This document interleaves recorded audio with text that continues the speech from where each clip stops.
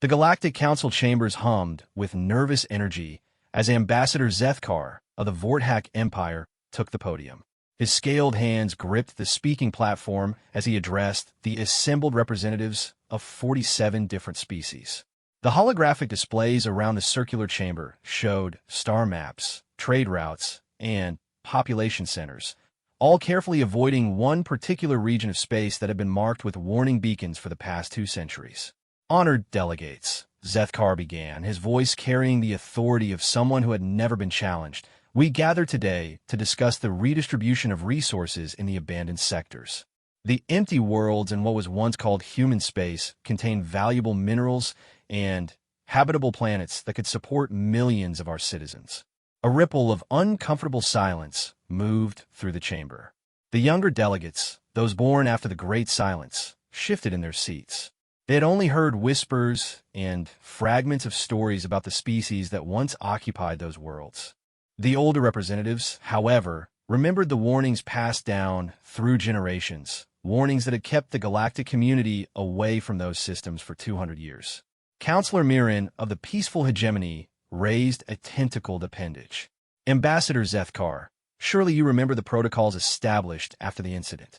Those sectors are quarantined for good reason. Zethkar's reptilian features twisted into what might have been a smile among his people. Counselor Mirren, with respect, those protocols were established based on fear and superstition. The humans are gone. They have been silent for 2 centuries. Whatever happened to them, they're no longer a threat to galactic peace and prosperity. The chamber erupted in heated discussions. Translator devices worked overtime as dozens of species voiced their concerns in their native languages. The Crystalline Collective's representative chimed with harmonic warnings, while the insectoid hive queens clicked rapid disapproval. Yet underneath the chaos, Zethkar noticed something that strengthened his resolve. Many of the younger delegates seemed intrigued by his proposal. The Vorthak Empire has conducted long-range scans of the human systems, Zethkar continued, his voice cutting through the noise. We have detected no signs of active civilization. No energy signatures, no ship movements, no communications. The worlds are empty, waiting to be claimed by those bold enough to take them. An ancient keeper of the archives, one of the few beings old enough to remember the time before the Great Silence, slowly stood. The chamber fell quiet out of respect for the elderly historian. Young Zethkar, the keeper's voice wheezed through aging vocal cords. You speak of emptiness as if it were victory. But I remember the humans. I remember their ships, their determination, and, most importantly, I remember their warning before they withdrew from galactic society. The Vorthak ambassador's confidence faltered slightly. What warning, honored keeper? The old being's eyes, clouded with age but sharp with memory, fixed on Zethkar. They said, and I quote from the archived records, "We remove ourselves from your society not in defeat, but in disappointment. We offered friendship, protection, and cooperation. In return, we were met with exploitation, betrayal, and attempts at subjugation. We withdraw to our space, but know this, any who follow us with hostile intent will discover why we were once called the most dangerous species in the galaxy." A chill settled over the chamber. Several delegates who had been nodding along with Zethkar's proposal suddenly found their seats more interesting than the discussion at hand. But the Vorthak ambassador was not deterred. "Empty threats from a vanished species," he declared. "The Vorthak Empire has grown strong in the past 2 centuries. Our military might surpasses anything the galaxy has ever seen. We have conquered 17 systems and absorbed 6 different species into our empire. If the humans truly possess such power, where were they when we expanded? Why didn't they stop us then?"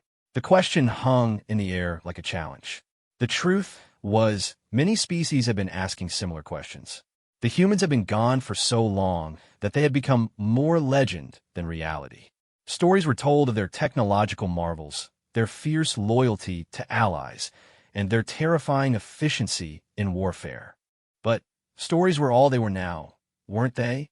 "I propose a joint expedition," Zethkar announced, sensing the shift in the room's mood. Multiple species working together to explore and claim the abandoned human worlds. We divide the resources fairly among all participants. It's time to move forward. not cower in fear of ghosts. The debate that followed lasted for hours. Species after species voiced their positions. The militaristic races, hungry for expansion and resources, largely supported the proposal. The more cautious civilizations urged patience and respect for the quarantine. The commercial species calculated profits and risks with cold precision. Finally, a vote was called. The resolution passed by a narrow margin, 25 species in favor, 22 opposed. The expedition would proceed, led by the Vorthak Empire, but including ships and personnel from a dozen different civilizations. They would begin with the outer human systems, testing the waters before moving deeper into the quarantine space. As the council session ended and delegates began filing out, the ancient keeper of the archives approached Zethkar. "Young one," the elderly being said quietly, "I hope you find what you're looking for in human space. But I fear you may find much more than you bargained for." Zethkar's confidence remained unshaken. "Honored keeper, the universe belongs to the strong. If the humans were truly powerful, they would not have hidden themselves away like frightened children. The Vorthak Empire fears nothing." The old keeper's expression was unreadable as he shuffled away, muttering something that the translator couldn't quite parse. If Zethkar had been paying closer attention, he might have heard the words, "The sleeping dragon does not fear the mouse until the mouse decides to wake it." Within a month, the largest joint expedition in galactic history was assembled. Over 300 ships from 25 different species gathered at the edge of the quarantine zone. Scientists, soldiers, miners, and colonists all prepared for what they believed would be the greatest resource grab in galactic history. They had no idea they were about to make the greatest mistake in galactic history. As the fleet prepared to cross into human space, long-dormant sensors buried deep in asteroid fields and hidden among cosmic debris began to activate. Signals traveled through quantum entanglement networks that had waited patiently for 2 centuries. In the depths of human space, in places no alien eye had ever seen, ancient systems began to stir. The humans had indeed withdrawn from galactic society, but they had never truly left. The joint expedition fleet crossed the boundary into human space with all the confidence of conquerors entering an empty land. Ambassador Zethkar stood on the bridge of the Vorthak flagship, watching as the navigation displays showed their entry into what had once been the most feared territory in the galaxy. Around them, ships from 24 species spread out in formation, a rainbow of different designs and technologies united in their hunger for the riches that awaited them. "Scan results coming in, Ambassador," reported the ship's science officer, a young Vorthak named Keshal. "The first system shows 3 habitable worlds and 2 gas giants with extensive mining potential. No energy signatures detected. No signs of current habitation." Zethkar nodded with satisfaction. As expected, the humans abandoned these worlds long ago. "Begin detailed surveys of the planets. I want to know everything. Atmospheric composition, mineral deposits, potential threats." What the expedition didn't know was that their every movement was being watched. Hidden among the asteroids of the outer system, sensors that had been dormant for 2 centuries slowly came online. The technology was unlike anything the current galactic community had ever developed, so advanced that it might as well have been magic. Quantum sensors that could detect a single ship from light years away, communication networks that transmitted information instantaneously across vast distances, and, most importantly, identification systems that could analyze and catalog every species in the expedition fleet. Deep in the inner worlds of human space, in a facility that existed partially outside normal space-time, alert protocols activated for the first time in 200 years. The chamber that housed the monitoring systems was vast beyond imagination, its walls lined with displays that showed real-time information from across the galaxy. At the center of this impossible room, a figure stirred from meditation that had lasted longer than most civilizations had existed. Admiral Sarah Chin opened her eyes for the first time in decades. The neural interface connected to her consciousness immediately flooded her with information. The composition of the expedition fleet, the species involved, their stated intentions, and, most importantly, their complete historical record since humanity's withdrawal from galactic society. "Interesting," she murmured, her voice carrying easily through the chamber despite its immense size. It seems our neighbors have forgotten their manners. With a thought, she activated the quantum communication network that connected her to every human settlement across their hidden territories. The message was simple, transmitted instantly to minds that had been waiting patiently for this moment. The children are playing in our garden again. Time to remind them why we built the fence. Back in the expedition fleet, the surveys continued. The first planet they chose to explore was a world the humans had called Haven, a beautiful blue and green marble that sensors indicated was perfect for colonization. The initial landing party consisted of 50 beings from various species, all eager to claim their piece of humanity's legacy. Lieutenant Commander Vextios of the Altarian Republic led the landing party as they touched down in what appeared to be the ruins of a human city. The buildings were intact but clearly abandoned, their surfaces covered in vegetation that had reclaimed the urban landscape over 2 centuries of neglect. Amazing, breathed Dr. Yilin, the expedition's xenoarchaeologist. Look at this architecture. The engineering is unlike anything in current galactic standards. These buildings were designed to last millennia. The landing party spread out through the city, their excitement growing with each discovery. Human technology was legendary throughout the galaxy, and here was an entire civilization's worth of it just waiting to be studied and reverse engineered. They found power systems that still functioned after 2 centuries without maintenance, materials that seemed to repair themselves, and computer systems that remained active despite their apparent age. It was Dr. Yilin who made the first discovery that should have warned them. In what appeared to be a government building, she found a room filled with holographic displays showing star maps of the galaxy. But these weren't ordinary star maps. They showed the locations and movements of every fleet, every settlement, every significant installation of every species in the galactic community. "This is impossible," she whispered to her recording device. "These maps show current information, real-time data from across the galaxy. But the humans have been gone for 2 centuries. How could they possibly?" The hologram shifted, zooming in on her exact location. A friendly human face materialized in the display, smiling warmly at the shocked archaeologist. "Hello, Dr. Yilin," the hologram said in perfect Altarian. "Welcome to Haven. I hope you're enjoying your visit to our city." Dr. Yilin stumbled backward, her breathing apparatus clicking rapidly in panic. "Who are you? How do you know my name?" The holographic human smile never wavered. "My name is David Park, and I was the last mayor of this city before we implemented the Great Withdrawal. As for how I know your name, well, we've been watching your expedition since you entered our space. You're Dr. Yilin, a xenoarchaeologist from the Altarian Republic, age 43 standard years, specializing in the study of abandoned civilizations. Quite ironic, really. But you're gone," Dr. Yilin stammered. "The humans disappeared 2 centuries ago. There's been no contact, no signs of life." David's expression became slightly amused. "Disappeared? Oh, my dear doctor, we didn't disappear. We simply stopped talking to you. There's quite a difference." The communication network crackled as Dr. Yilin transmitted her discovery to the expedition fleet. Within minutes, every ship in the joint force was receiving the same impossible message. Humans very much alive and very much aware of their presence. On the Vorthak flagship, Ambassador Zethkar stared at the holographic face that had appeared on every screen throughout his ship. This human looked older than the one speaking to Dr. Yilin, with silver hair and eyes that seemed to hold the weight of centuries. "Ambassador Zethkar," the human said calmly, "I am Admiral Sarah Chun of the Human Defense Initiative.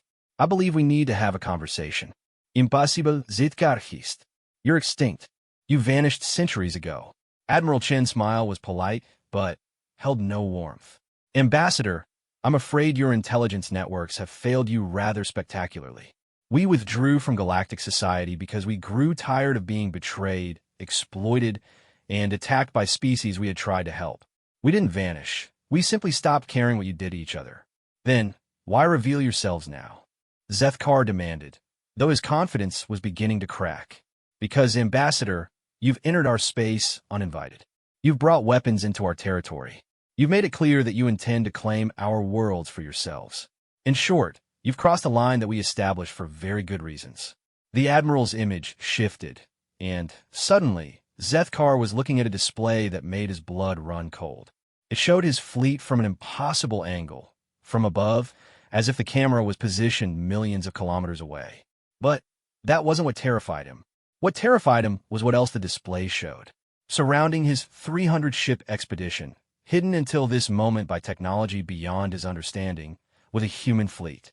Not dozens of ships, not hundreds, but thousands. Sleek vessels that seemed to bend light around themselves.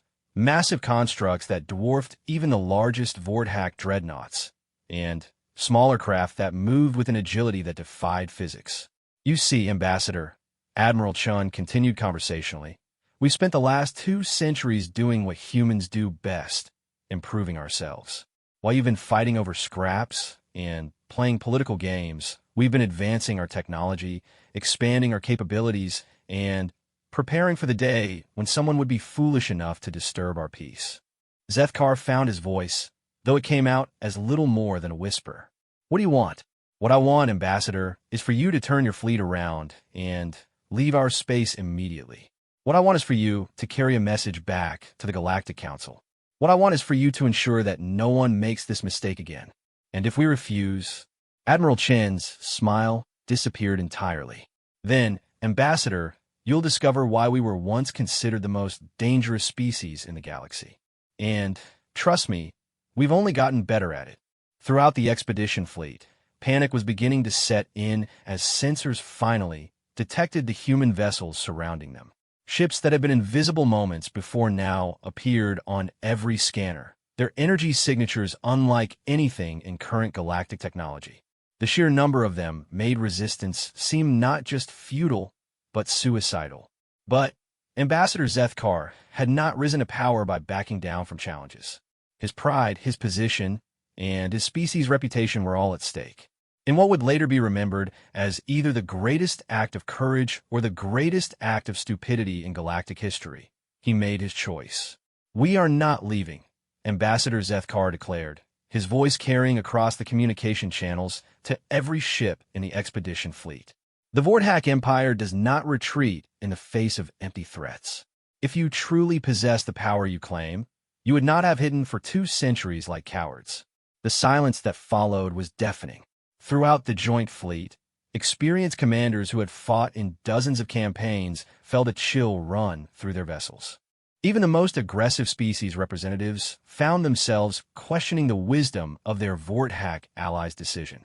Admiral Sarah Chin's expression didn't change, but something in her eyes grew darker. Empty threats, Ambassador? Is that what you believe these are? I believe, Zethkar said, his confidence artificially inflated by desperation, that a species truly capable of threatening us would not have allowed the Vorthack Empire to conquer 17 systems over the past 2 centuries. You speak of watching us, but where were you when we absorbed the Kalari homeworld? Where were you when we enslaved the Mithran colonies?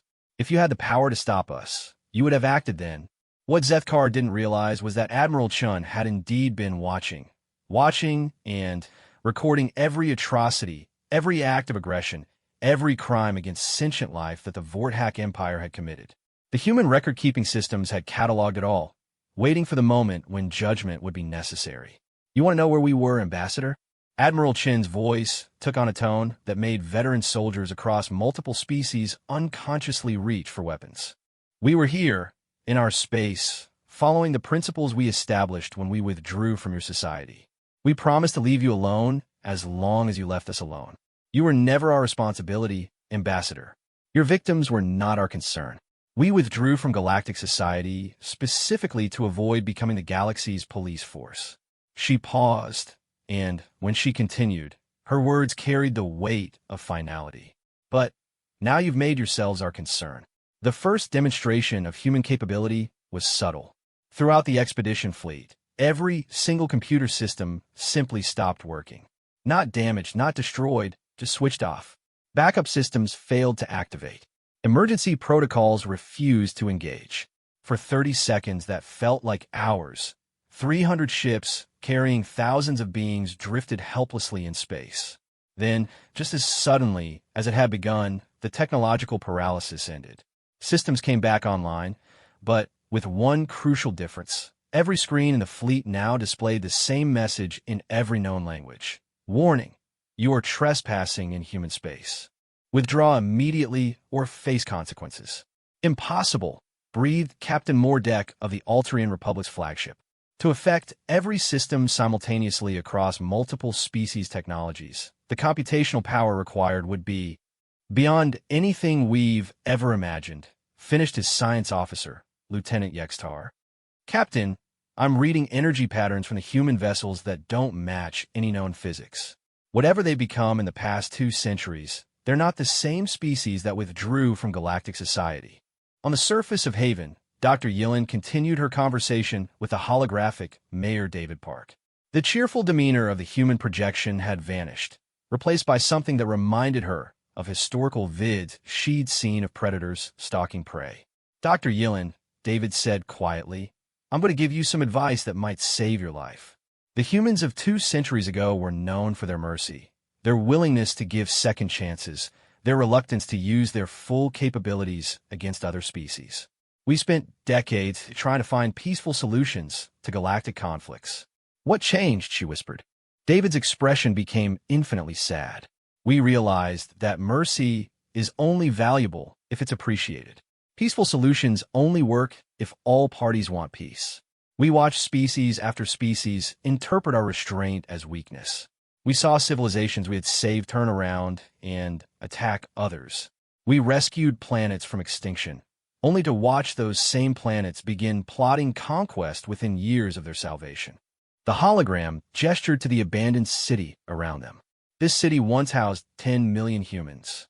It was a center of learning, art, and scientific advancement. We shared our knowledge freely with the galaxy. Do you know what happened to the first 3 species we shared our medical technology with? Dr. Yillen shook her head, though she suspected she didn't want to know the answer. The Zelny used our healing techniques to perfect biological weapons. The Cardhex modified our surgical tools to become more efficient torture devices. The Hrak took our life extension treatments and used them to keep slaves alive longer for more profitable exploitation. David's voice carried centuries of accumulated disappointment. We gave gifts, and they became curses. Meanwhile, in space above Haven, the standoff continued. Ambassador Zethkar, despite the growing unease among his allies, refused to back down. Your technological tricks don't frighten us, he transmitted to Admiral Chun. The Vorthak Empire has faced worse than computer viruses and parlor tricks. Parlor tricks, Admiral Chun repeated thoughtfully. Ambassador, I think you may be suffering from a fundamental misunderstanding about your situation. Would you like me to clarify it for you? Before Zethkar could respond, the space around his flagship began to change. What had appeared to be empty vacuums suddenly revealed itself to be filled with human construction. Massive orbital platforms that had been invisible until this moment, their surfaces crawling with defensive systems that made the most advanced galactic weaponry look like children's toys. But it was what appeared next that broke the spirit of even the most hardened warriors in the expedition fleet. Rising from the surface of Haven like a mountain being born, a human city revealed itself. Not a city built on the planet, but a city that was the planet, the entire world transformed into a single, vast living machine. Continents shifted and reconfigured themselves, revealing weapon systems that could have obliterated solar systems. The planet's atmosphere itself began to glow with contained energy that defied comprehension. You see, Ambassador, Admiral Chun explained casually, as if discussing the weather, we didn't just advance our technology over the past 2 centuries. We redefined what technology means. We became something new, something beyond what we were when we knew you. Throughout the fleet, beings who had lived their entire lives believing they understood the universe found their worldviews crumbling. The crystalline collective's representative transmitted harmonics that roughly translated to prayers for mercy. The Hive Queen's ships began spontaneous retreat patterns before their crews overrode the instinctive responses. This is what we tried to avoid, Admiral Chin continued. This is why we withdrew. Not because we feared you, but because we feared what we might become if we stayed involved in your endless cycles of violence and betrayal. We spent 2 centuries hoping you would grow, learn, become worthy of the friendship we once offered. The Admiral's image shifted, and suddenly, Every being in the expedition fleet was looking at recordings, massive databases of information showing every aggressive action taken by their respective species over the past 2 centuries. Wars, conquests, enslaved populations, destroyed worlds, extinct species. The accumulated weight of galactic violence displayed in undeniable detail. Instead, Admiral Chun said quietly, "You became worse." Ambassador Zethkar, his confidence finally shattered, managed to find his voice. What are you going to do to us?" Admiral Chin's smile returned, but it was not the expression of a fellow sentient being. It was the smile of a human who had spent 2 centuries learning to be something else entirely. That, Ambassador, depends entirely on what you do next. You have approximately 60 seconds to begin your withdrawal from human space before we implement consequences. And if we leave? If we return to the Council and tell them what we found here? Then, the galaxy will have to make a choice, Admiral Chen replied. The same choice we offered 2 centuries ago. Peace, or the alternative. The countdown began, displayed simultaneously on every screen in the expedition fleet. 60 seconds to decide between retreat and annihilation. 60 seconds to determine whether the expedition would return home with a warning or become a cautionary tale that no one would ever hear. The countdown reached 0. For a moment that stretched like eternity, nothing happened. The expedition fleet hung motionless in space, surrounded by the impossible manifestations of human power, waiting for death or deliverance. Ambassador Zethkar had given the order to retreat in the final seconds, but whether it would be enough remained to be seen. Admiral Chin's voice cut through the silence like a blade. Fascinating. In all our projections of the scenario, we calculated only a 12% probability that you would choose retreat. Your survival instincts proved stronger than your arrogance. How refreshingly organic of you. The relief that washed over the expedition fleet was palpable, transmitted through every communication channel as beings from dozens of species realized they would live to see another day. But Admiral Chin's next words shattered that relief like glass. However, Ambassador, the fact that you chose retreat at the last possible moment doesn't absolve you of the choice to invade our space in the first place. Actions have consequences. The galaxy forgot that lesson long ago. Perhaps it's time we reminded you. The first consequence was the immediate seizure of every weapon in the expedition fleet, not through boarding actions or conventional disarmament, but through technology that simply made the weapons cease to exist. Particle cannons, missile systems, energy projectors. Every tool of war in 300 ships vanished as completely as if they had never been built. Your vessels are now defenseless, Admiral Chan explained calmly. Consider it a preventative measure. We wouldn't want anyone to make an unfortunate decision during our upcoming conversation. The second consequence was more subtle, but infinitely more terrifying. Every member of the expedition began receiving personal messages on their private communication devices that should have been secure, encrypted, accessible only to themselves. The messages contained detailed information about their lives, their families, their home worlds, their deepest secrets. The humans hadn't just been watching galactic civilization. They had been cataloging every individual within it. Dr. Yilin, still on the surface of Haven, received a message that made her collapse to her knees. It contained the location of her daughter who had been missing for 3 years, presumed dead after a Vorthack raid on an Alterian research station. The message included current photographs, evidence that the child was alive, and, living under an assumed identity on a remote Alterian colony. "Ow," she whispered to the holographic Mayor David Park. "We've been cleaning up your messes for 2 centuries, David replied matter-of-factly. Every refugee from every conflict, every slave freed from every auction, every civilian evacuated from every war zone. We couldn't stop your species from hurting each other, but we could save those caught in the crossfire. Your daughter is one of approximately 47 million beings we've rescued over the past 200 years. The number staggered Dr. Yilin. 47 million individuals, saved by a species that was supposedly extinct. The implications were overwhelming. Why, she asked. If you hated us so much, why save anyone? David's expression softened slightly. We didn't hate you, Dr. Yilin. We were disappointed in you. There's a difference. Every being we saved was proof that your species were capable of better. We kept hoping that someday you would choose to live up to that potential. Meanwhile, in space above Haven, Admiral Chun continued her explanation to the expedition fleet. Each of you will return to your respective governments carrying a message. That message is simple. Humanity offers the galaxy one final opportunity for peace.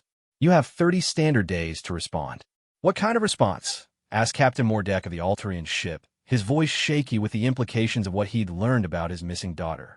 Every species currently engaged in aggressive warfare against another sentient civilization will cease hostilities immediately. Every enslaved population will be freed. Every conquered world will be granted independence or returned to its original inhabitants. Reparations will be made to all victims of military aggression from the past 50 years. The communication channels erupted with protests, arguments, and outright refusal. Representatives from multiple species began explaining why such demands were impossible, impractical, or unfair to their respective civilizations.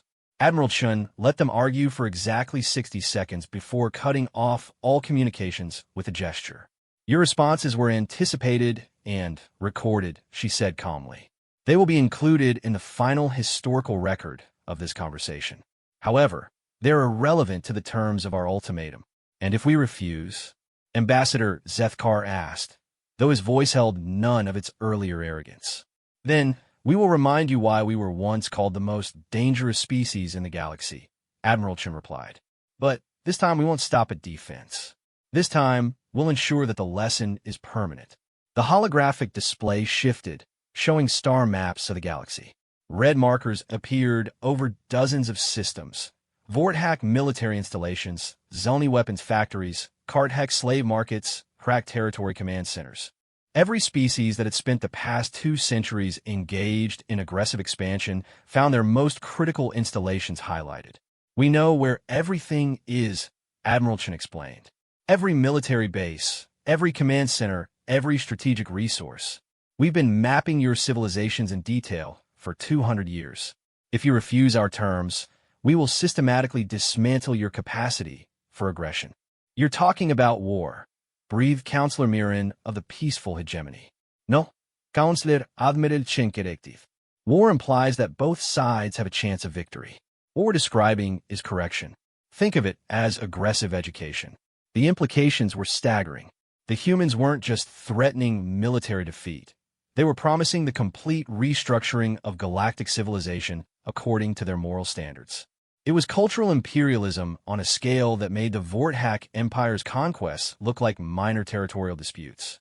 You can't force peace on a galaxy, protested General Kethvor of the Zelny Confederation. Even if you have the power you claim, resistance would be endless. You'd have to occupy every world, control every government, monitor every thought. Admiral Chen's smile returned, and it was perhaps the most terrifying expression any of them had ever seen. General, you're still thinking in terms of conventional warfare. We passed beyond those limitations long ago. The display changed again, this time showing detailed technical readouts of every ship in the expedition fleet. But these weren't external scans, they were internal blueprints down to the molecular level. The humans weren't just watching. They were analyzing, understanding, and, apparently, controlling everything around them. Every piece of technology in your fleets contains quantum components that we can influence, Admiral Chun explained casually. Every computer system runs on principles we mastered centuries ago. Every weapon design is based on theories we developed and shared with you before our withdrawal. The horrifying truth began to dawn on the assembled representatives. Human technology wasn't just advanced, it was fundamental to modern galactic civilization. 2 centuries of technological development had been built on human foundations, which meant we can turn it all off whenever we choose. Admiral Chun confirmed their worst fears. Your ships, your weapons, your life support systems, your planetary infrastructure, all of it depends on technologies that ultimately trace back to human innovation. We built the foundation of your current civilization, and we retained administrative access.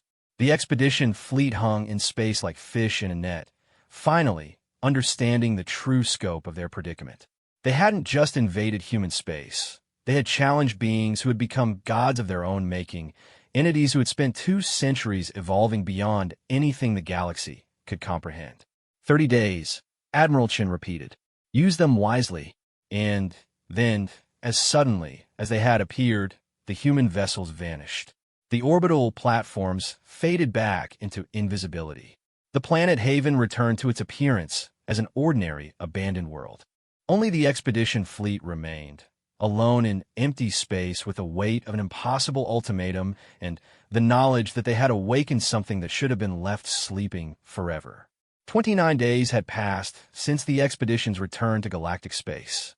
29 days of emergency councils, heated debates, military preparations, and growing panic among the 47 species that comprise galactic civilization. The human ultimatum had divided the galaxy more thoroughly than any previous conflict in recorded history. The peaceful hegemony, along with several smaller democratic confederations, had immediately begun implementing the requested reforms. They freed enslaved populations, ceased military operations, and opened negotiations with conquered territories. Their actions were driven not by fear alone, but by a dawning realization that the humans' demands aligned with moral principles their own societies had long claimed to value. The aggressive expansionist empires, led by the Vorthak, had taken a different approach. They had spent the past month mobilizing every available military asset, forming unprecedented alliances with former enemies, and developing contingency plans for what they termed the extinction scenario. Ambassador Zethkar, despite his terrifying encounter with Admiral Chun, had convinced his government that submission to human demands would mean the end of Vorthak civilization as they knew it. We cannot comply, Zethkar declared to the emergency session of the Galactic Council. The humans demand that we dismantle our empire, free billions of productive workers, and surrender territories that have been Vorthak for generations. They ask us to commit civilizational suicide. The ancient keeper of the archives, now one of the few voices of experience remaining in the council, raised a trembling hand. Ambassador, perhaps civilizational evolution would be a more accurate term than suicide. The humans offer change, not death. Change forced upon us at the point of a weapon is conquest, not evolution, Zethkar replied coldly. The Vorthak Empire chooses to stand and fight rather than kneel and surrender. As the final hours of the ultimatum ticked away, both the human monitoring systems and the galaxy's most advanced sensors detected something unprecedented. A massive fleet was assembling in the neutral zone between human space and the galactic core. Ships from 19 different species had joined together in the largest military formation in galactic history. Over 10,000 vessels, carrying enough firepower to sterilize entire solar systems. The fleet's composition told the story of desperation and determination. Ancient Vorthak dreadnoughts flew alongside Zelny battlecruisers, while Kartek's assault carriers formed protective screens around Hrak command ships. Natural enemies had put aside centuries of conflict to face what they saw as an existential threat to their way of life. As the 30th day dawned, Admiral Sereth Chun stood once again in the monitoring facility that existed partially outside normal spacetime. Around her, holographic displays showed the assembled fleet, the positioning of galactic defenses, and the real-time status of every technological system across known space. Admiral, reported her second-in-command, a being who had once been called Commander Marcus Webb before humanity's transformation. The aggressive factions have mobilized approximately 63% of their total military capacity. Defensive formations indicate they intend to attack human space simultaneously from multiple vectors. Admiral Chen nodded thoughtfully. And the peaceful factions? 18 species have fully complied with our terms. Another 12 are in various stages of implementation. The remainder are maintaining neutrality, but have begun implementing requested reforms as insurance. So roughly half of galactic civilization has chosen cooperation, while the other half has chosen conflict. Admiral Chen's expression was unreadable. How very human of them. The countdown reached 0 at exactly noon, Galactic Standard Time. For 1 minute, 60 seconds that marked the transition from ultimatum to consequence, nothing visible happened. Then, Admiral Chen spoke a single word, begin. The first action was subtle, but devastating. Every computer system belonging to the 19 aggressive species simply stopped working. Not just military systems, everything. Planetary power grids, transportation networks, communication arrays, life support systems on space stations, food distribution networks, medical equipment in hospitals. The technological foundation of modern civilization simply turned off.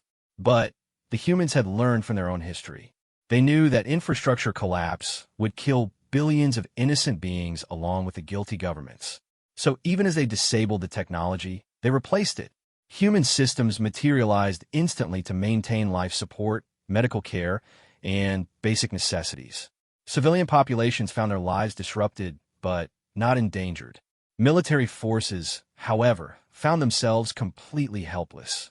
10,000 ships in the assault fleet suddenly became 10,000 metal coffins drifting in space. Their weapons were gone. Their engines were silent. Their communication systems were dark.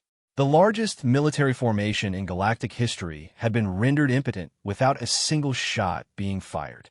The second action was more dramatic. Across 19 different species territories, human vessels appeared simultaneously above every military installation, government complex, and strategic facility. Not dozens or hundreds of ships, but millions of them. An armada so vast that it could only have been assembled through manufacturing capabilities that defied comprehension. The ships themselves were unlike anything in the historical record. They moved with impossible grace through atmosphere and vacuum alike, their hulls seeming to bend reality around themselves. Most disturbing of all, they were clearly alive, not in the biological sense, but as technological entities that thought and acted with purposes beyond simple programming. The third action was the most human of all. They sent messages. Every being in the aggressive factions, from the highest government officials to the lowest military recruits, received a personal communication. Not threats or demands, but explanations. Detailed, patient, almost teacher-like explanations of why their actions had led to this moment and what opportunities remained available to them. Ambassador Zethkar, trapped in his powerless flagship, found himself face-to-face once again with Admiral Chun.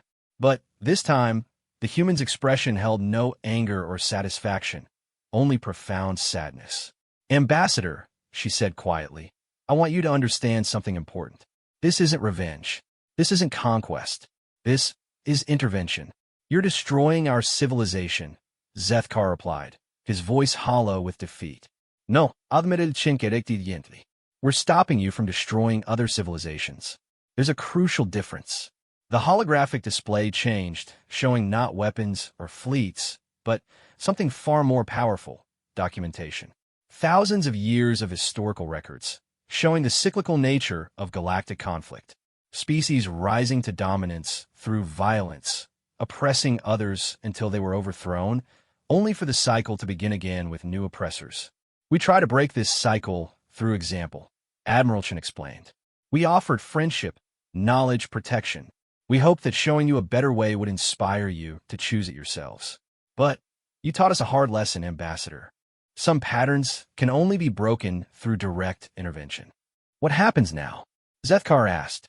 "Now, your species learns to live peacefully. Your government will be restructured under human oversight until you demonstrate the ability to coexist with your neighbors without attempting to conquer them.